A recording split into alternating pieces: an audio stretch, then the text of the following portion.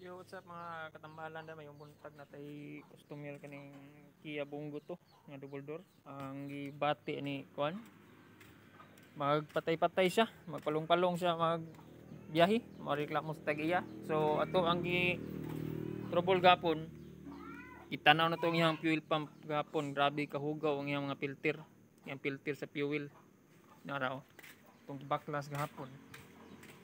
So kung ingon ana po igibati sa inyong sakyanan nga magsigig palong-palong, ingon ani ang resulta na mao ni ang filter, grabe kahugaw.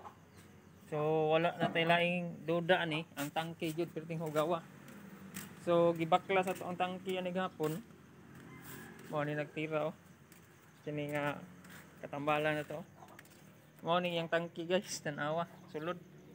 Asa ra itong flashlight dinhi. Tanawa dito sulod. Mo makita. Wala flashlight da. Asan naman dai punta? Ako sa sulod to. Ano ito ang mga kagamitan sa panagat diri guys oh. Mga sama sa tingga taga pukot barko bangka buksay katik tokpik. Mo ni mga kagamitan sa panagat na to diri.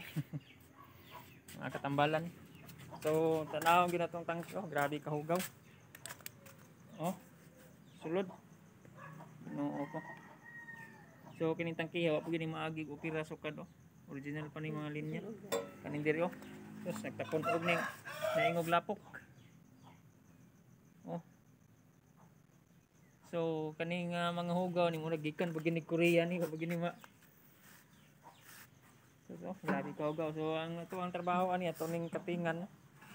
Bangaga na to tumoy gagmay lang kay paron manaikadrinan sa tubig kay to aning karwasan, wasingan tani para mahinlo ni tangke.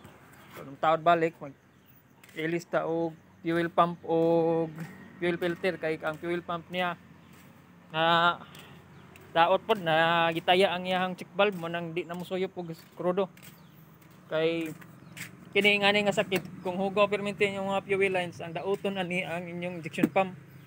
So kinahanglan og namoy mga bunggo pa-check yun yung filter tangke og naoperahan na bag-agi og fuel pump kay kanang sagaran basta ma-standby ang unit mo na resulta nga magpundo og hugaw tungod sa mag-molds ang tangke. Tamot na og gamay na lagsulod ang tangke magsige nag-molds magabi mutaya gid ang tangke nimo. So ang sagarang madaot ana injection pump. Ang supply pump ana guys kuha ng supply pump magasgas sa supply pump sa injection pump manik sagara maguba mag utro-utro ang minor ninyo mag-standby magpundo magkalter kapalong mo na siya.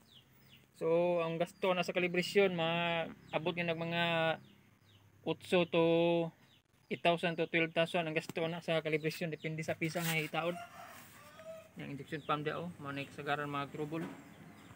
So kung ingani po gibati ni sa inyong sakyanan paniguro gyud ipa-check ang fuel lines, fuel filter, ang tangke o gugaw na siguro gyud. So maro to guys, salamat.